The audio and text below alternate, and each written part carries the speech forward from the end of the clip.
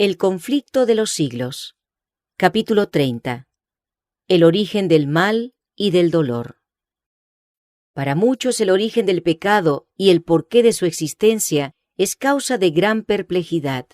Ven la obra del mal con sus terribles resultados de dolor y desolación y se preguntan, ¿cómo puede existir todo eso bajo la soberanía de aquel cuya sabiduría, poder y amor son infinitos? ¿Es esto un misterio que no pueden explicarse? Y su incertidumbre y sus dudas los dejan ciegos ante las verdades plenamente reveladas en la palabra de Dios y esenciales para la salvación. Hay quienes en sus investigaciones acerca de la existencia del pecado tratan de inquirir lo que Dios nunca reveló. De aquí que no encuentren solución a sus dificultades, y los que son dominados por una disposición a la duda y a la cavilación lo aducen como disculpa para rechazar las palabras de la Santa Escritura. Otros, sin embargo, no se pueden dar cuenta satisfactoria del gran problema del mal. Debido a la circunstancia de que la tradición y las falsas interpretaciones han oscurecido las enseñanzas de la Biblia referentes al carácter de Dios, la naturaleza de su gobierno y los principios de su actitud hacia el pecado.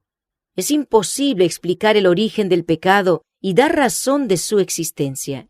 Sin embargo, se puede comprender suficientemente lo que atañe al origen y a la disposición final del pecado, para hacer enteramente manifiesta la justicia y benevolencia de Dios en su modo de proceder contra todo mal.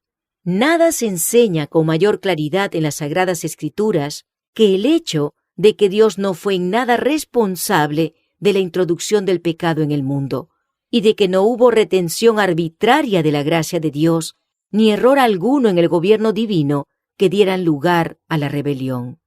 El pecado es un intruso, y no hay razón que pueda explicar su presencia. Es algo misterioso e inexplicable. Excusarlo equivaldría a defenderlo. Si se pudiera encontrar alguna excusa en su favor o señalar la causa de su existencia, dejaría de ser pecado. La única definición del pecado es la que da la palabra de Dios. El pecado es transgresión de la ley.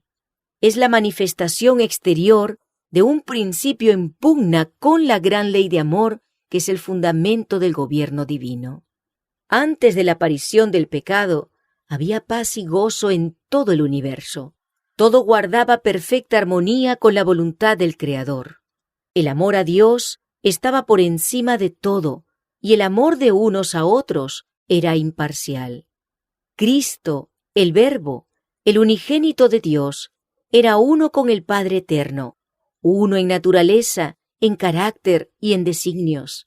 Era el único ser en todo el universo que podía entrar en todos los consejos y designios de Dios. Fue por intermedio de Cristo por quien el Padre efectuó la creación de todos los seres celestiales. Por Él fueron creadas todas las cosas en los cielos, ora sean tronos o dominios, o principados o poderes, y todo el cielo rendía homenaje tanto a Cristo como al Padre. Como la ley de amor era el fundamento del gobierno de Dios, la dicha de todos los seres creados dependía de su perfecta armonía con los grandes principios de su justicia. Dios quiere que todas sus criaturas le rindan un servicio de amor y un homenaje que provenga de la apreciación inteligente de su carácter. No le agrada la sumisión forzosa y da a todos libertad para que le sirvan voluntariamente. Pero hubo un ser que prefirió pervertir esta libertad.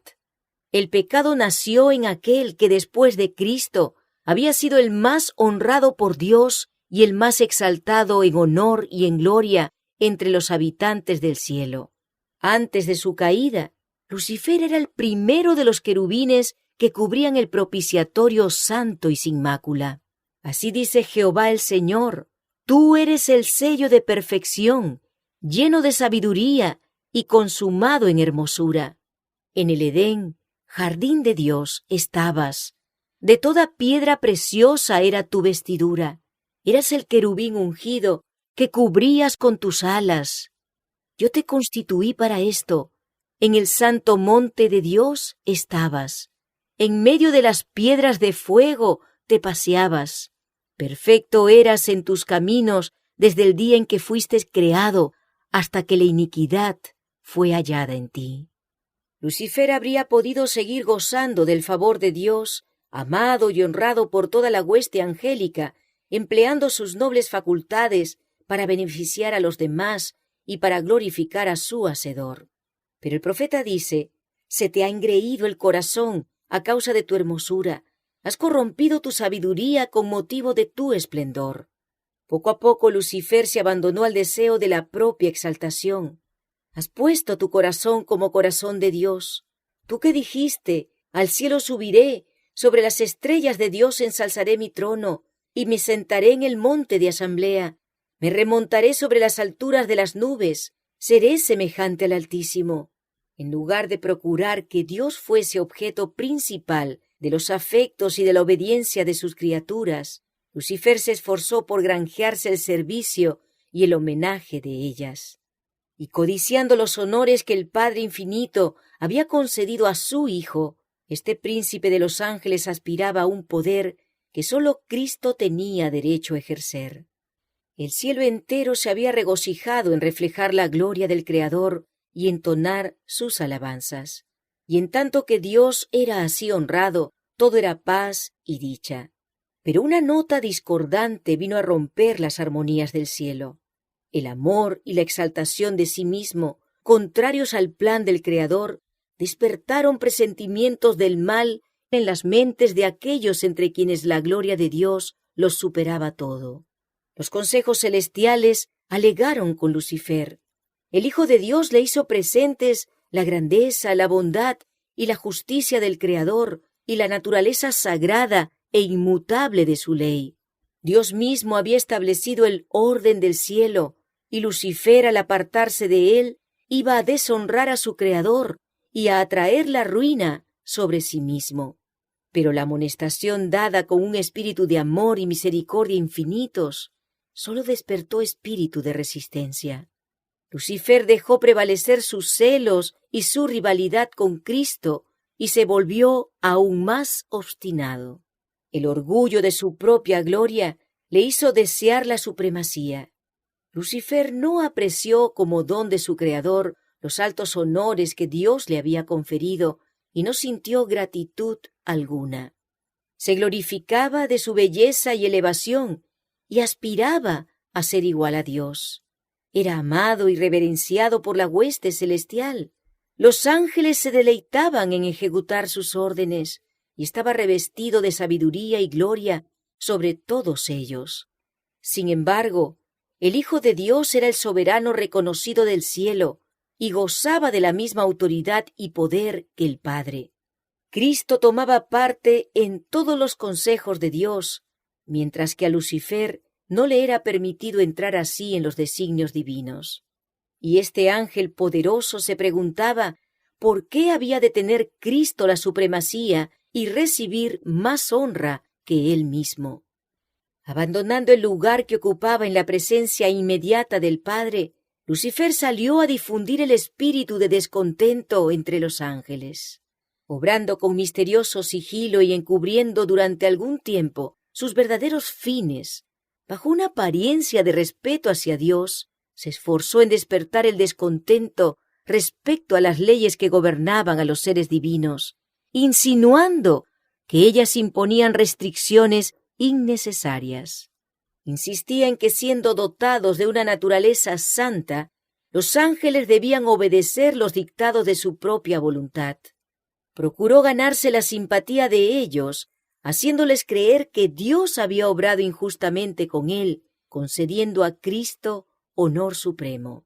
Dio a entender que al aspirar a mayor poder y honor, no trataba de exaltarse a sí mismo, sino de asegurar libertad para todos los habitantes del cielo, a fin de que pudiesen así alcanzar un nivel superior de existencia. En su gran misericordia, Dios soportó por largo tiempo a Lucifer. Este no fue expulsado inmediatamente de su elevado puesto, cuando se dejó arrastrar por primera vez por el espíritu de descontento, ni tampoco cuando empezó a presentar sus falsos asertos a los ángeles leales. Fue retenido aún por mucho tiempo en el cielo. Varias y repetidas veces se le ofreció el perdón, con tal de que se arrepintiese y se sometiese. Para convencerle de su error, se hicieron esfuerzos de que sólo el amor y la sabiduría infinitos eran capaces. Hasta entonces no se había conocido el espíritu de descontento en el cielo. El mismo Lucifer no veía en un principio hasta dónde le llevaría este espíritu. No comprendía la verdadera naturaleza de sus sentimientos. Pero cuando se demostró que su descontento no tenía motivo, Lucifer se convenció de que no tenía razón, que lo que Dios pedía era justo y que debía reconocerlo ante todo el cielo. De haberlo hecho así, se habría salvado a sí mismo y a muchos ángeles. En ese entonces no había él negado aún toda obediencia a Dios. Aunque había abandonado su puesto de querubín cubridor, habría sido no obstante restablecido en su oficio si, reconociendo la sabiduría del Creador, hubiese estado dispuesto a volver a Dios y si se hubiese contentado con ocupar el lugar que le correspondía en el plan de Dios. Pero el orgullo le impidió someterse. Se empeñó en defender su proceder, insistiendo en que no necesitaba arrepentirse, y se entregó de lleno al gran conflicto con su Hacedor. Desde entonces dedicó todo el poder de su gran inteligencia a la tarea de engañar, para asegurarse la simpatía de los ángeles que habían estado bajo sus órdenes. Hasta el hecho de que Cristo le había prevenido y aconsejado fue desnaturalizado para servir a sus pérfidos designios. A los que estaban más estrechamente ligados a él por el amor y la confianza, Satanás les hizo creer que había sido mal juzgado, que no se había respetado su posición y que se le quería coartar la libertad. Después de haber así desnaturalizado las palabras de Cristo, pasó a prevaricar y a mentir descaradamente, acusando al Hijo de Dios de querer humillarlo ante los habitantes del cielo. Además, trató de crear una situación falsa entre sí mismo y los ángeles aún leales. Todos aquellos a quienes no pudo sobornar y atraer completamente a su lado, los acusó de indiferencia respecto a los intereses de los seres celestiales. Acusó a los que permanecían fieles a Dios de aquello mismo que estaba haciendo. Y para sostener contra Dios la acusación de injusticia para con él, recorrió a una falsa presentación de las palabras y de los actos del Creador.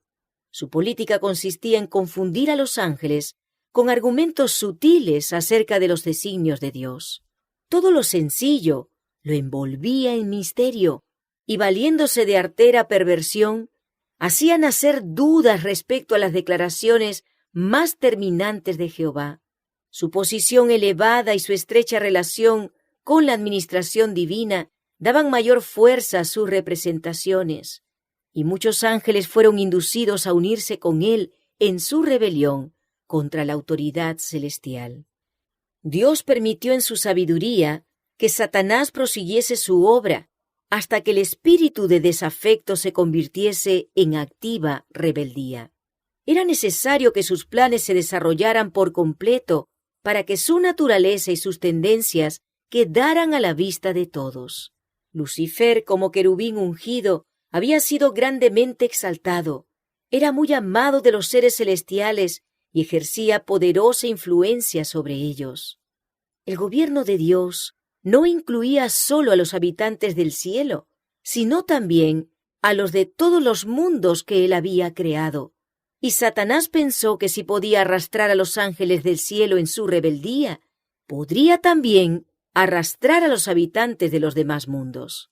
Había presentado arteramente su manera de ver la cuestión, valiéndose de sofismas y fraude para conseguir sus fines.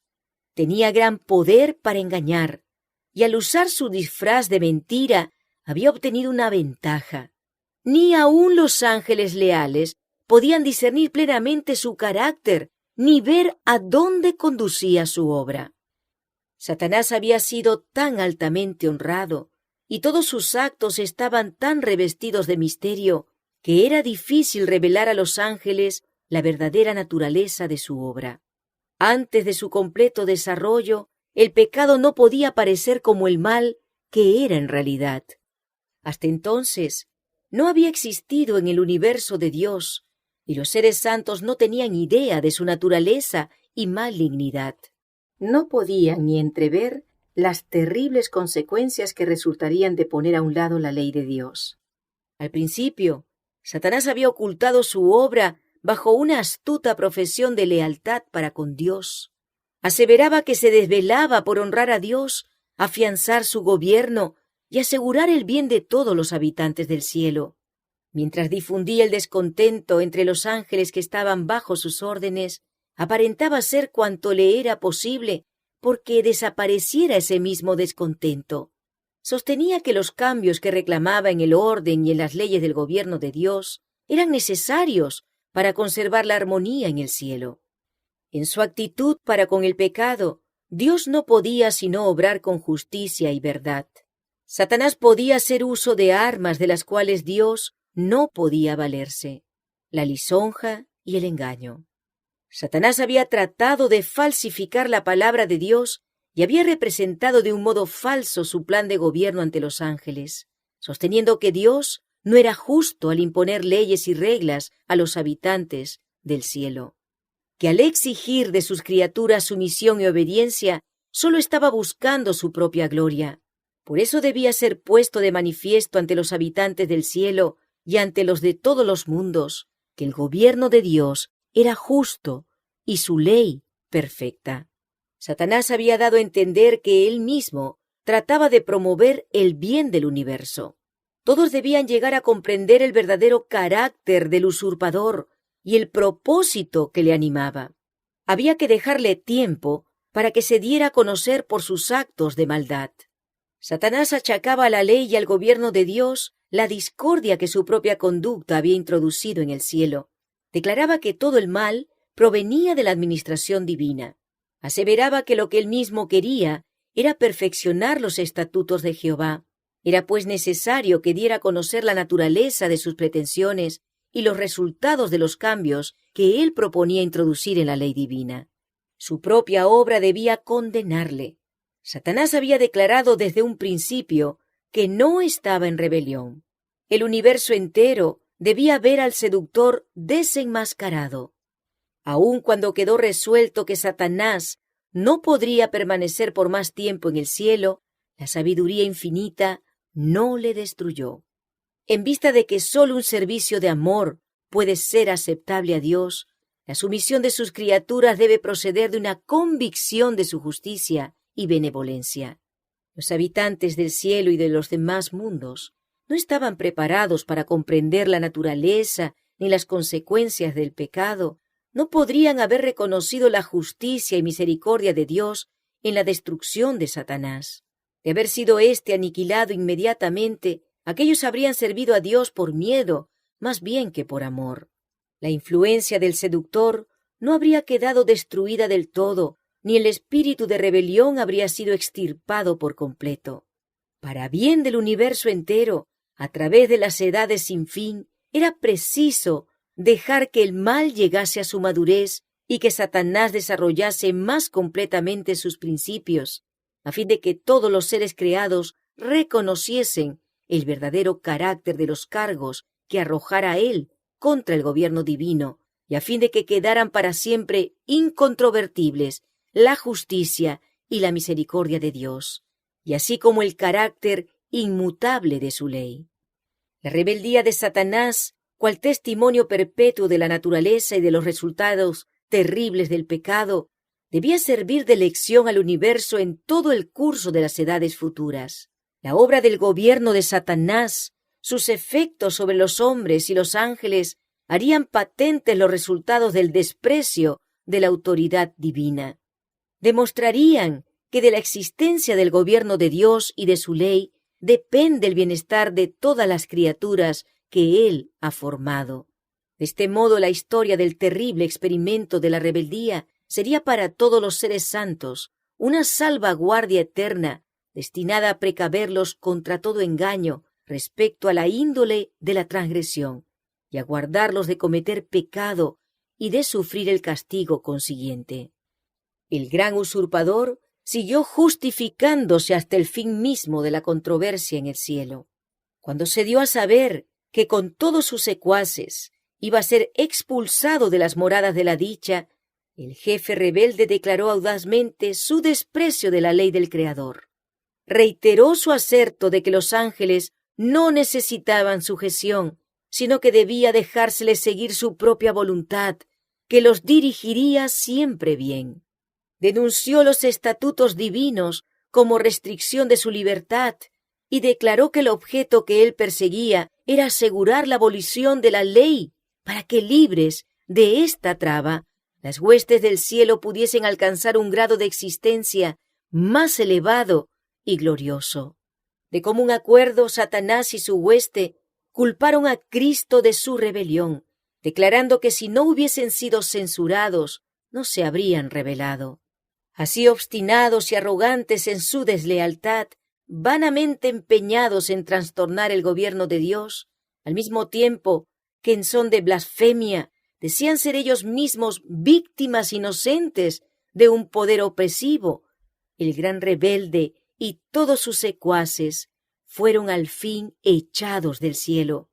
El mismo espíritu que fomentara la rebelión en el cielo continúa inspirándola en la tierra.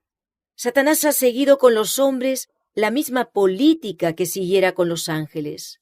Su espíritu impera ahora en los hijos de desobediencia. Como él, tratan éstos de romper el freno de la ley de Dios y prometen a los hombres la libertad mediante la transgresión de los preceptos de aquella. La reprensión del pecado despierta aún el espíritu de odio y resistencia. Cuando los mensajeros que Dios envía para amonestar tocan a la conciencia, Satanás induce a los hombres a que se justifiquen y a que busquen la simpatía de otros en su camino de pecado. En lugar de enmendar sus errores, despiertan la indignación contra el que los reprende, como si éste fuera la única causa de la dificultad. Desde los días del justo Abel hasta los nuestros, tal ha sido el espíritu que se ha manifestado contra quienes osaron condenar el pecado. Mediante la misma falsa representación del carácter de Dios que empleó en el cielo para hacerle parecer severo y tiránico, Satanás indujo al hombre a pecar. Y logrado esto, declaró que las restricciones injustas de Dios habían sido causa de la caída del hombre, como lo habían sido de su propia rebeldía. Pero el mismo Dios eterno da a conocer así su carácter. Jehová, Jehová, Dios compasivo y clemente, lento en iras y grande en misericordia y en fidelidad, que usa de misericordia hasta la 1000ª generación, que perdona la iniquidad, la transgresión y el pecado, pero que de ningún modo tendrá por inocente al rebelde. Al echar a Satanás del cielo, Dios hizo patente su justicia y mantuvo el honor de su trono. Pero cuando el hombre pecó cediendo a las seducciones del espíritu apóstata, Dios dio una prueba de su amor, consintiendo en que su Hijo unigénito muriese por la raza caída. El carácter de Dios se pone de manifiesto en el sacrificio expiatorio de Cristo. El poderoso argumento de la cruz demuestra a todo el universo que el gobierno de Dios no era de ninguna manera responsable del camino de pecado que Lucifer había escogido. El carácter del gran engañador se mostró tal cual era en la lucha entre Cristo y Satanás, durante el ministerio terrenal del Salvador. Nada habría podido desarraigar tan completamente las simpatías que los ángeles celestiales y todo el universo leal pudieran sentir hacia Satanás como su guerra cruel contra el Redentor del mundo. Su petición atrevida y blasfema de que Cristo le rindiese homenaje, su orgullosa presunción que le hizo transportarlo a la cúspide del monte y a las almenas del templo, la intención malévola que mostró al instarle a que se arrojara de aquella vertiginosa altura, la inquina implacable con la cual persiguió al Salvador por todas partes e inspiró a los corazones de los sacerdotes y del pueblo a que rechazaran su amor y a que gritaran al fin: «¡Crucifícale!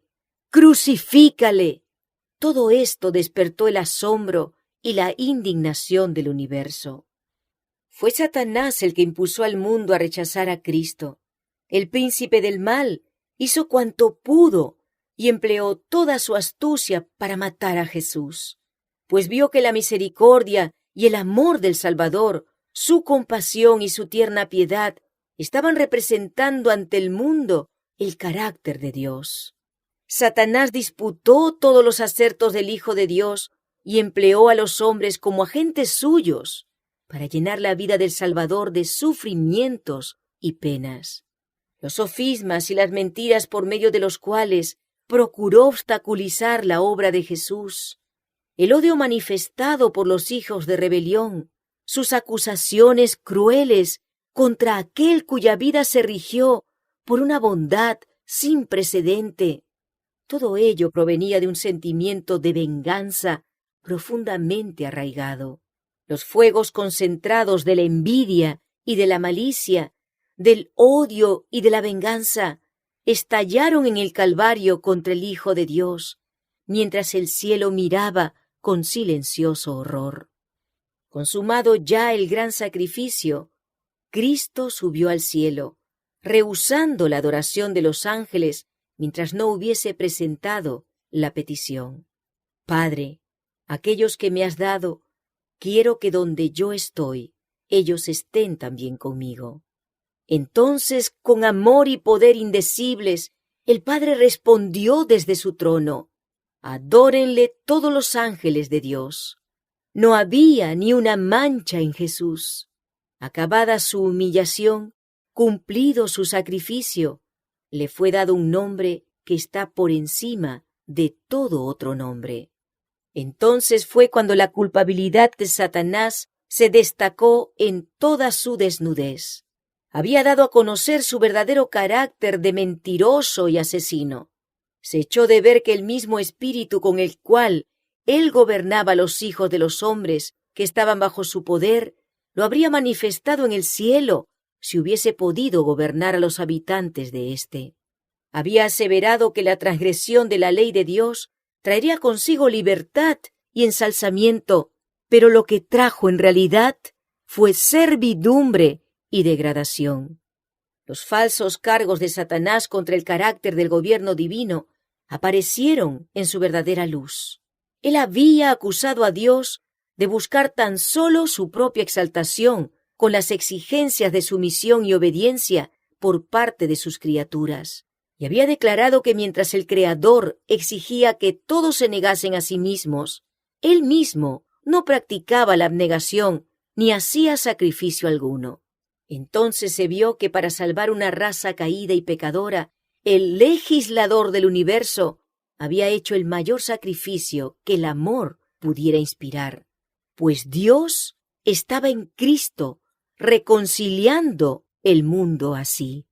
Vióse además que mientras Lucifer había abierto la puerta al pecado debido a su sed de honores y supremacía, Cristo, para destruir el pecado, se había humillado y hecho obediente hasta la muerte.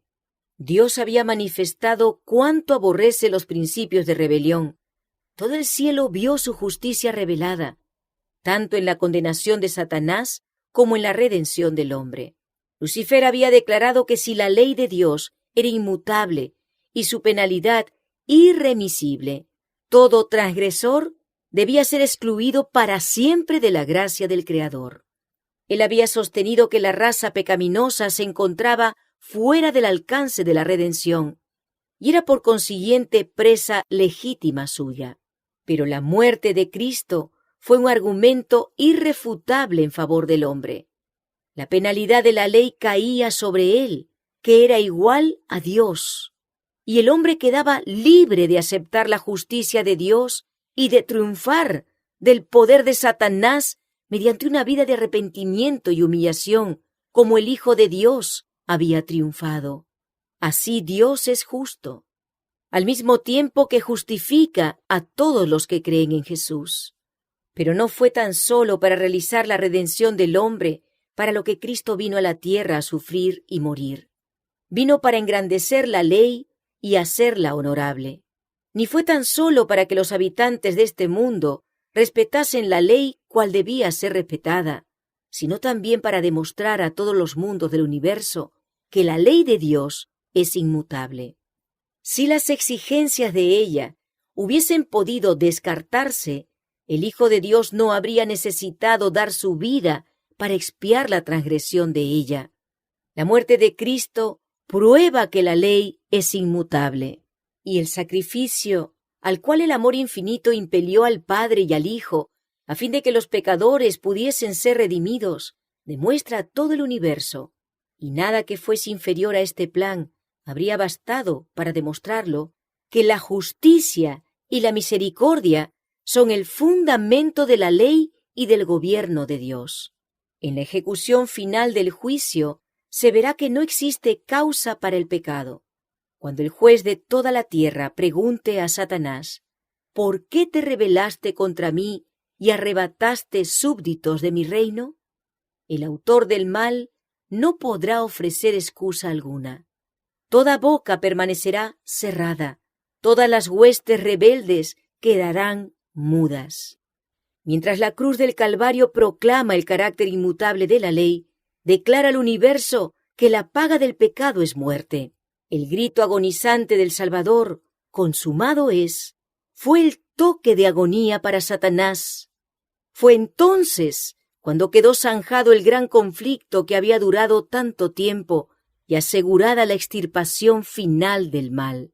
El Hijo de Dios atravesó los umbrales de la tumba para destruir por la muerte al que tenía el imperio de la muerte, es a saber, al diablo. El deseo que Lucifer tenía de exaltarse a sí mismo le había hecho decir, sobre las estrellas de Dios ensalzaré mi trono, seré semejante al Altísimo. Dios declara, te torno en ceniza sobre la tierra, y no existirás más para siempre. Eso será cuando venga el día ardiente como un horno, y todos los soberbios y todos los que hacen maldad serán estopa. Y aquel día que vendrá los abrazará, ha dicho Jehová de los ejércitos, el cual no les dejará ni raíz ni rama. Todo el universo habrá visto la naturaleza y los resultados del pecado, y su destrucción completa, que en un principio hubiese atemorizado a los ángeles y deshonrado a Dios, justificará entonces el amor de Dios y establecerá su gloria ante un universo de seres que se deleitarán en hacer su voluntad, y en cuyos corazones se encontrará su ley. Nunca más se manifestará el mal. La palabra de Dios dice, no se levantará la aflicción por segunda vez. La ley de Dios que Satanás vituperó como yugo de servidumbre será honrada como ley de libertad. Después de haber pasado por tal prueba y experiencia, la creación no se desviará jamás de la sumisión a aquel que se dio a conocer en sus obras, como Dios de amor insondable y sabiduría infinita.